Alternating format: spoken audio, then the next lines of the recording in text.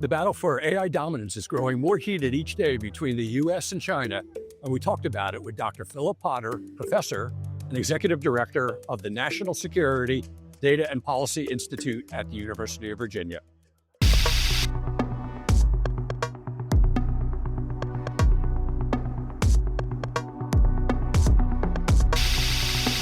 The AI battle between the US and China is growing more heated each day, and RAF put together an expert panel to discuss it, including Dr. Philip Potter, who is a professor and executive director of the National Security, Data and Policy Institute at the University of Virginia.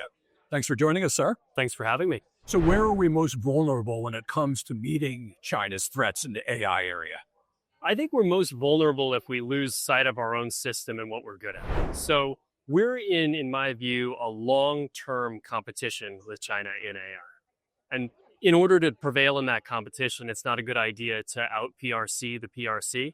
So I think the ability to foster a system that produces innovation and flexibility in areas where maybe we aren't anticipating the need for flexibility is the right way to go. It's hard to call your shots in advance if you don't know where you're going or when you need to get there. Tell us about your organization. It's been around for about a year, and I imagine you're doing something a little different in your research than maybe some other organization. Yeah, we sort of think about this as a system of systems. There are a lot of players in the national security space. There are a lot of players in the academic space. And so what we're trying to do is figure out what the niche is for the University of Virginia.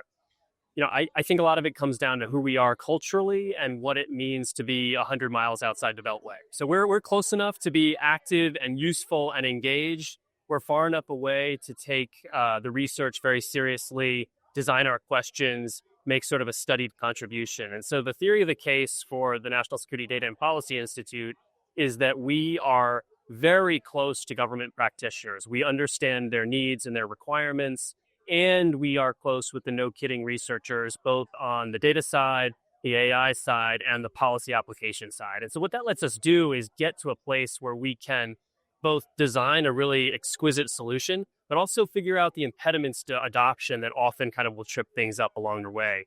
The Institute is set up in partnership with the Office of the Director of National Intelligence. And so we have, deep government partnership, which allows us to define questions, to figure out needs, to build a constellation of partners that will enable us to make a difference.